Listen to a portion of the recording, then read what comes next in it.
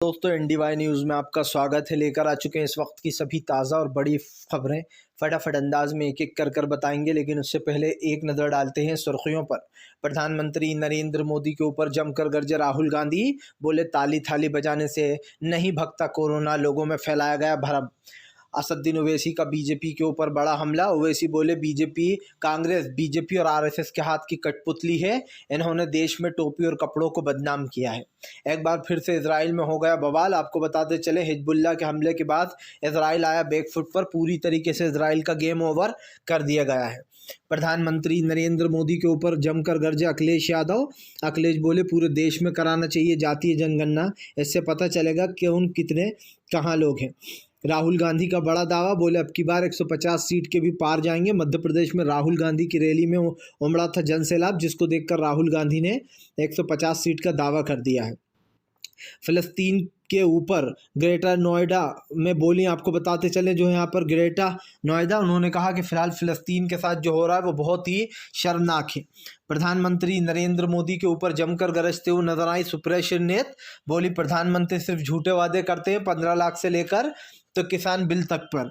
एक बार फिर से आपको बताते चले भाजपा पर उठने लगे सवाल। संजय रावत बोले गृह मंत्री अमित शाह कहना है मध्य प्रदेश में जाकर कि अगर हमें जिताओगे तो फ्री में रामलल्ला के दर्शन कराएंगे। उन्होंने कहा अगर मध्य प्रदेश में हार गए तो क्या फिर नहीं जाने दोगे भोपाल वालों को। प्रधानमंत्री नरेंद्र मोदी के ऊपर जमकर भड़कती हुई नजर आई सुप्रिया श्रीनेत ममता बनर्जी ने उठाए सवाल। दरअसल आपको बताते चले महुआ मोहित्रा को सज़ा मिल रही है, लेकिन दोस्तों रमेश बिगूड़ी जिसने खुलेआम गालियां दी थी दानिश अली को, वो खुलेआम घूम रहा है। अब तक उस पर कमेटी ने कोई फैसला नहीं दिया। आपको बताते चले गाज़ा में ऑक्सीजन की कमी से अस्पताल में जो है भी मौतों का जो आंकड़ा है वो लगातार बढ़ता चला जा रहा है। जी हाँ, आपको बताते चले बताया जा रहा है कि फ़िलहाल 34 लोगों की मौत हो गई है, जिसमें 6 बच्चे बताया जा रहा है। इसके बारे में भी बताएंगे।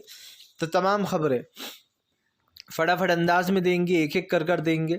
फिलहाल खैर चलिए बढ़ते हैं सबसे पहली और सबसे बड़ी खबर की ओर।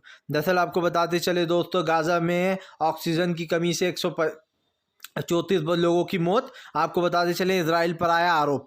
दरअसल आपको बताते चले ईंधन की कमी से जो यहाँ पर एक बार फिर से अल-शिफा हॉस्पिटल में 34 लोगों की मौत हो गई है। इसमें मरने वालों का आंकड़ा 34 है, लेकिन आपको बता दें इसमें नवजात शिशु भी शामिल है। दरअसल अल-शिफा अस्पताल में ईंधन की कमी के कारण जो है ऑक्सीजन बंद हो गया, जिसके कारण वहां पर आपको बताते चले 34 लोगों की मौत हो गई। इसमें बताया जा रहा है कि 6 बच्चे थे 34 लोगों में से। आपको बताते चले अस्पताल में काफ़ी लोग जो है मरीज़ दाखिल है, चाहे वो किडनी के प्रॉब्लम से रिलेटेड हों या फिर दूसरी बीमारियों से जूझ रहा हूँ। खास करके बच्चों को इस चीज़ की ज़रूरत पड़ती है। को बताते चलें दोस्तों इजराइल की वजह से कई मासूम बच्चों की जानें जा रही हैं। इससे पहले भी इजरायली सरकार पर सवाल उठे थे कि उसने एक तरीके से वहाँ के लोगों की जानें लेने का काम कर रहा है, क्योंकि लाइट काट दी जाती है, कभी पानी बंद कर दिया जाता है, जिसके कारण कई मासूमों की जानें जा रही हैं। अल-शिफा अस्पताल में सबसे ज़्यादा लोगों की मौतें हुई हैं दोस्तों। जैसे कि मैंने आपसे कहा कि ऑक्सीजन से कमी से 34 लोगों की मौत हो गई। आपको बताते चलें इसमें नवजात बच्चे भी शामिल थे। ईंधन के कारण ऑक्सीजन मशीन बंद हो गई थी, जिसके साथ दोस्तों ये सब कुछ हादसा हुआ। अब इसको लेकर सब मांग उठा रहा है कि फ़िलहाल जल्द से जल्द जितनी जल्दी हो ये सब कुछ रुकना चाहिए, क्योंकि दोस्तों अगर एक तरीके से देखा जाए तो ये जो भी चीज़ें हो रही हैं, जो भी लड़ाइयाँ हो रही हैं, इसके पीछे कहीं ना कहीं कई चीज़ें सवाल भी उठ रहा है। क्योंकि ये चीज़ तो आप भी जानते हो दोस्तों कि फ़िलहाल इस चीज़ को किसी भी तरीके से माफ़ नहीं किया जा सकता कि मासूम लोगों की जानें जा रही हैं। इजराइल को तत्काल में रोकना पड़ेगा। चलिए बढ़ते हैं एक और अगली बिग ब्रेकिंग की तरफ। बताया दोस्तों अगली जो बड़ी खबर निकल कर आ रही है, राहुल गांधी का बड़ा दावा, बोले 150 सीटों के पार जाएगा अब की बार आंकड़ा। अब की बार मध्य प्रदेश की जनता में उत्साह। दरअसल दोस्तों मध्य प्रदेश में राहुल गांधी की रैली में जनसैलाब उमड़ पड़ा। राहुल गांधी की रैली में जनसैलाब देखने को मिला था, जिसको लेकर राहुल गांधी ने भविष्यवाणी और दावा कर दिया कि अब की बार वो 150 सीट के पार करेंगे। यही नहीं, राहुल गांधी ने बीजेपी को निशाने पर लेते हुए कहा कि प्रधानमंत्री ने कहा लोगों से कि मोबाइल की टार्चें जला लो, ताली बजाओ, थाली बजाओ, कोरोना भाग जाएगा। उन्होंने कहा कि फिलहाल ये पहले देश के ऐसे प्रधानमंत्री थे जो लोगों को थाली और ताली बजाने की वो दे रहे थे। आपको बता दें राहुल गांधी ने कहा कि बीजेपी का सिर्फ एक ही काम है, धर्म की राजनीति करना। ये लोग सिर्फ धर्म की राजनीति करते हैं और इसी के ऊपर जनता को उल जलूल चीज़ें बताते रहते हैं। राहुल गांधी ने कहा कि मध्य प्रदेश की जनता अच्छे से जान चुकी है कि बीजेपी क्या कर रही है। उन्होंने कहा कि कर्नाटक में हमने इन्हें हराया, हमने हिमाचल में इन्हें हराया, अब बारी मध्य प्रदेश की है। उन्होंने कहा कि मध्य प्रदेश में हम बीजेपी को करारी मात देंगे। यही नहीं, राहुल गांधी ने कहा कि मध्य प्रदेश के साथ साथ राजस्थान, छत्तीसगढ़, तमाम जगह बीजेपी हार रही है। दरअसल दोस्तों, राहुल गांधी को पूरा विश्वास है कि कांग्रेस की हर जगह मजबूती देखने को मिल रही है। सबसे बड़ी बात यह है कि भारत जोड़ो यात्रा के बाद से कभी कांग्रेस ने हार का नाम लिया ही नहीं। हमेशा कांग्रेस ने यही कहा कि वो जीत रही है। आपको बताते चले, मध्य प्रदेश में ताबड़तोड़ रैलियाँ चल रही हैं। पहले राहुल गांधी आए, अब जो है कन्हैया कुमार आए थे कल रात को मध्य प्रदेश में 8 बजे। कन्हैया कुमार ने भी जो यहाँ पर जमकर बीजेपी पर हमला बोला, और यही कारण है जो ताबड़तोड़ रैलियों में लगे हुए हैं पूरे मध्य प्रदेश में कांग्रेस। आपको बता दें, राहुल गांधी की रैली छत्तीसगढ़, राजस्थान में भी है। उसके बाद फिर से राहुल गांधी मध्य प्रदेश में, ये आखिरी थी खैर अभी रैली, अब उनके बाद प्रियंका गांधी का बताया जा रहा है। आपको बताते चले, मल्लिकार्जुन खड़गे भी मध्य प्रदेश आएंगे। चलिए बढ़ते हैं एक और अगली बिग ब्रेकिंग की तरफ। बता दोस्तों, अगली जो बड़ी खबर निकल कर आ रही है, आपको बताते चले दोस्तों, 57 मुस्लिम देश की कमेटी के बाद इजराइल डरने लगा। तो आपको बताते चले, चुपचाप करने चला गया हमास से बात। दरअसल दोस्तों, डरपोक इजराइल एक तरफ तो हमले नहीं रोक रहा है, दूसरी तरफ आपको बताते चले वो कतर में जाकर मुलाकातें कर रहा है हमास के सहयोगियों से। आपको बताते चले, बताया जा रहा है कि फ़िलहाल इजराइल डरा हुआ है। वो हमास से अपील करना चाहता है कि वो अपने हमले रोक दे, और जो भी इनके बीच में बात चल रही है इसी को लेकर अब सवाल उठ रहा है कि एक तरफ तो इजराइल बड़े दावे कर रहा है कि वो किसी भी तरीके से जीतेगा ये चुनाव को, गाज़ा को, लेकिन दूसरी तरफ दोस्तों आपको बताते चले ये मैटर निकल कर सामने आया है। बात पूरी सिर्फ इतनी सी नहीं है दोस्तों, बात पूरी ये है कि अगर आप किसी चीज़ पर बात करना चाहते हैं, या अगर आपको लगता है कि इस मुद्दे पर बात होना चाहिए, तो बैठ के आराम से बात करना चाहिए। इसमें शर्माने वाली क्या बात है, या फिर ये खाने वाली क्या, लोग सोचेंगे मैं डर गया, क्योंकि छुपके भी तो आप बात कर ही रहे हो ना हमास से। सामने बैठकर एक बार बात कर लो कि भाई तुम भी हमले रोको, हम भी रोकते हैं, अब से हम कोई कब्जा नहीं करेंगे फ़िलिस्तीन की ज़मीनों पर, ना आपके इधर से कोई हमला होना चाहिए। मैटर दोस्तों वहीं पर सॉल्व हो जाएगा। लेकिन दोस्तों आप समझिए, इजराइल चाहता ही नहीं है कि मैटर सॉल्व हो। इजराइल दोस्तों पहले वादा कर देता है, उसके बाद फिर से वो वही हरामीपने करता है और बेचारे मासूम फ़िलिस्तीनियों की ज़मीनों को हड़पता है। आप समझिए दोस्तों, इतनी सी जो ज़मीनें हैं उसके लिए लोगों की जान ले ली जाती है। क्या दोस्तों किसी इंसान की जान से बढ़ के क्या ज़मीन दोस्तों, कितनी हो भले ही वो ज़मीन, आप समझिए किसी की जान से बढ़ के कोई चीज़ नहीं होती है दोस्तों, क्योंकि इस दुनिया में कहा जाता है कि एक ही बार जान मिलती है और उसके बाद नहीं मिलती। और अगर आप मासूम लोगों की सिर्फ ज़मीन हथियाने के लिए जाने लोगे तो ये दोस्तों इंसानियत के ख़िलाफ़ तो है ही, लेकिन ये एक सोचने का एक बहुत बड़ा विषय भी है कि आने वाले समय में ये एक बहुत बड़ा विषय बन सकता है। चलिए बढ़ते हैं एक और अगली बिग ब्रेकिंग की तरफ। बता दोस्तों, अगली जो बड़ी खबर निकल कर आ रही है, आपको बताते चले दोस्तों, भारतीय जनता पार्टी और कांग्रेस के ऊपर जमकर गरजे ओवैसी ने बीजेपी के साथ साथ कांग्रेस को भी लिया लपेटे में। दरअसल दोस्तों, असदुद्दीन ओवैसी ने बीजेपी, आरएसएस और कांग्रेस तीनों को अपने निशाने पर ले लिया। ओवैसी ने राहुल गांधी को निशाने पर लेते हुए कहा कि फ़िलहाल कांग्रेस वाले टोपी और कपड़ों पर कमेंट करते हैं, जबकि दोस्तों कांग्रेस के किसी नेता ने कभी टोपी और कपड़े पर कमेंट किया ही नहीं। बीजेपी के नेता करते हैं टोपी और कपड़ों पे कमेंट। तो असदुद्दीन ओवैसी का एक झूठ तो यही है सामने। ओवैसी झूठ बोलते हैं कि भैया ये लोग कपड़े और टोपी का वो करते हैं, जबकि दोस्तों कांग्रेस में कोई नेता ऐसा नहीं है जो खुलकर ऐसी भाषा बोले। वहीं पर दोस्तों असदुद्दीन ओवैसी ने कहा कि फ़िलहाल भी कांग्रेस जो है वो बीजेपी और आरएसएस के हाथ की कठपुतली है, बीजेपी और आरएसएस को जैसे चाहे वैसे नचाती है। दरअसल दोस्तों खैर ये तो सभी करते हैं, ओवैसी जो कर रहे हैं सभी करते हैं, अपने चुनाव में दूसरी पार्टियों को किसी और पार्टी से मिला हुआ बता देना।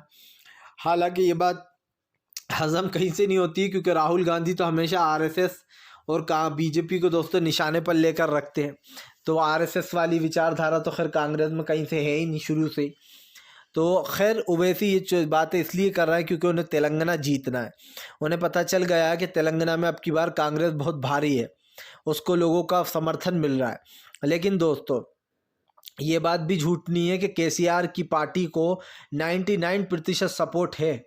1% 2% से ही हार सकते हैं केसीआर। अगर वह हारेंगे तो बाकी मुझे जहाँ तक लगता है दोस्तों तेलंगाना में फिर से केसीआर की ही सरकार आएगी। लेकिन हाँ, मध्य प्रदेश, राजस्थान और छत्तीसगढ़ में कांग्रेस बाजी मारेगी और कांग्रेस के नाम होगा इस साल का पूरा खिताब, क्योंकि कांग्रेस ज़बरदस्त तरीके से परफॉर्मेंस में दिखाई दे रही है, चाहे वो हिमाचल हो, कर्नाटक हो, या फिर अब मध्य प्रदेश हो, छत्तीसगढ़ हो, राजस्थान हो।